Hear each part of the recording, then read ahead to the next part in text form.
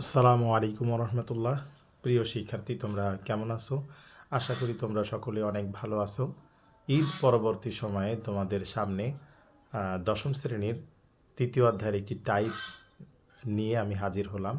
এখানে একটি কোশ্চেন দেওয়া আছে। কোশ্চেনটি হলো x³ + 1/x³ = 116√2 হলে প্রমাণ করো যে x = 2√2 + √7।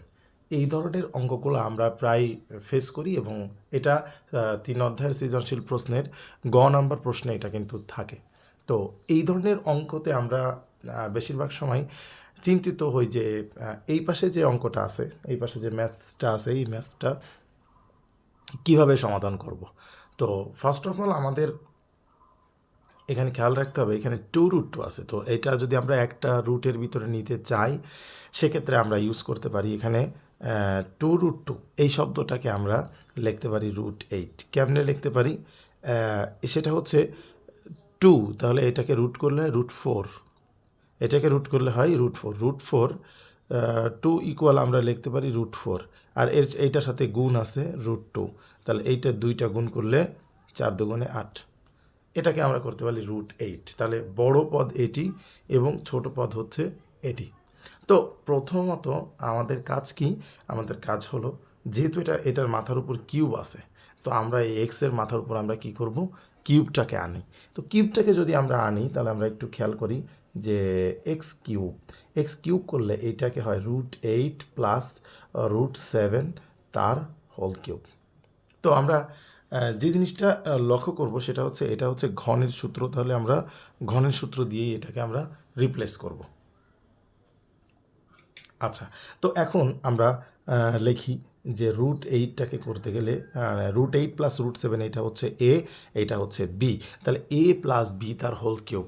এখানে হচ্ছে √8 তার হোল কিউব প্লাস 3 ইন্টু √8 তার স্কোয়ার ইন্টু √7 প্লাস 3 √8 √7 তার হোল স্কোয়ার প্লাস √7 তার হোল কিউব।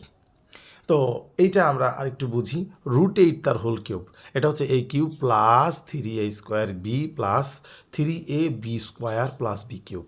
তাহলে আমরা এখন লিখব যে √8, তাহলে √8টাকে কিউব করলে হয় একটা পূর্ণাঙ্গ 8 এবং একটাই √8। তারপর হচ্ছে এটা রুট স্কোয়ারে কেটে গেলে এখানে থাকে 8, 3 24, 24 √7। তারপর আমরা এটাকে হিসাব করলে হলো, এই রুট স্কোয়ারে কেটে গেল 3 7 21, 21 √8। তারপরে লাস্টে যে 7√7।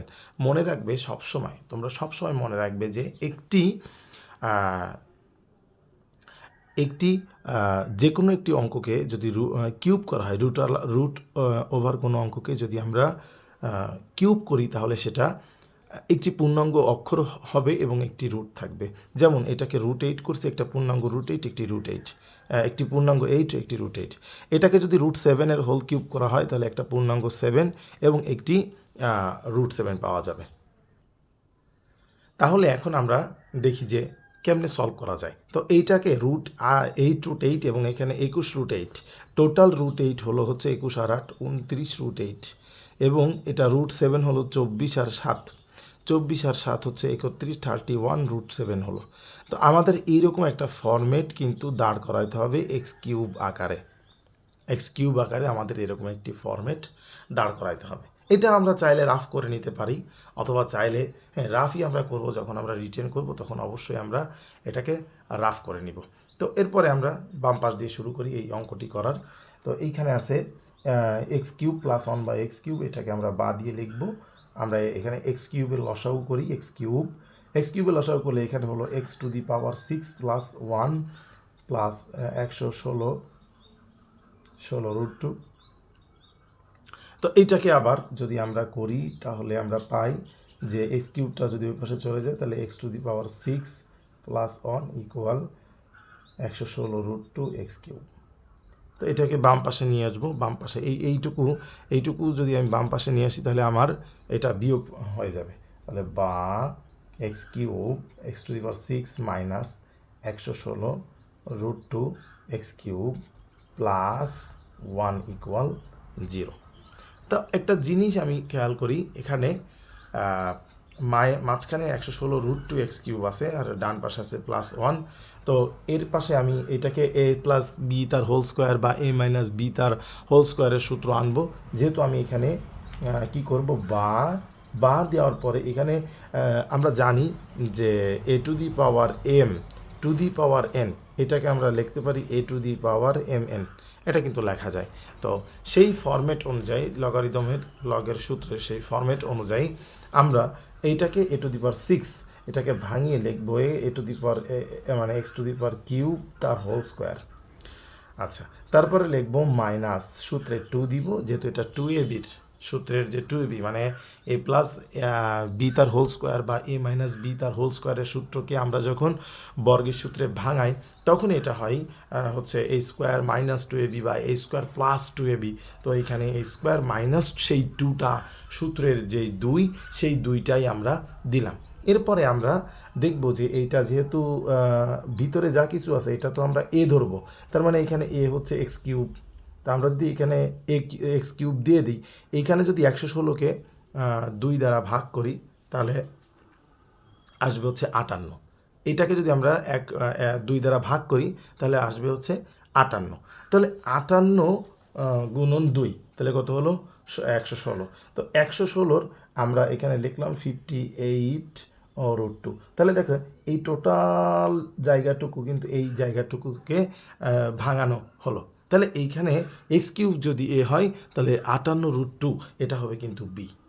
আমরা ভালো করে খেয়াল করি, x³ যদি এ হয় তাহলে 58√2 এটা কিন্তু অবশ্যই বি হবে। এটা অবশ্যই মাথায় রাখতে হবে। এরপরে আমরা এটাকে প্লাস করে দিলাম যে +58√2 তার হোল স্কোয়ার।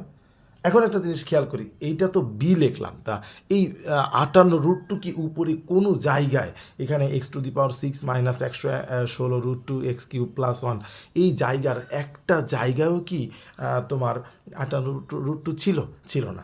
কিন্তু আমরা জোর করে এখানে নিলাম কেন, এই টোটাল জায়গাটুকু আমরা কি করব, সূত্রে ফেলবো। এই জন্য কিন্তু আমরা কি করলাম, এই জন্য আমরা শুধুমাত্র এই 58√2 তার স্কোয়ার নিলাম। এরপর এটাকে কি করব, যেহেতু আমি বেশি নিয়ে ফেলছি সেটা এটা মাইনাস করে দিব, যে 58√2 তার হোল স্কোয়ার এবং লাস্টে কত ছিল +1 = 0। আমরা কিন্তু নিয়ে ফেললাম। তাহলে 58√2 স্কোয়ার করলাম, ওটাকে আবার বাদও দিয়ে দিলাম। তাহলে এইখান থেকে এইটুকু যদি আমরা করি, তো 58√2 তার হোল স্কোয়ার এটা তো আমরা বাদই দিয়ে দিব। এইখান থেকে এই পর্যন্ত আমরা লিখব হচ্ছে a-b তার হোল স্কোয়ারের সূত্র। তাহলে আমরা লিখলাম যে বা এইখান থেকে এই পর্যন্ত, তাহলে এখানে a কে x³ মাইনাস, এই যে সূত্রের জন্য মাইনাস লিখলাম। লেখার পরে এখানে 58√2 তার হোল স্কোয়ার মাইনাস 58√2 করলে আমাদের উত্তর আসে হচ্ছে 6728 +1 = 0। তাহলে আমরা একটা ফরম্যাট কিন্তু দাঁড় করিয়ে ফেললাম। এরপরে আমরা একটা যে ম্যাজিক এখানে দেখে রাখি যে এই √8কে আমরা লিখতে পারি 29/2√2। আমরা ফার্স্টে যেভাবে ভাঙাইছিলাম, তো এইটাকে করলে আমার আসে হচ্ছে 29 দুগুণে 58√2 প্লাস 31√7।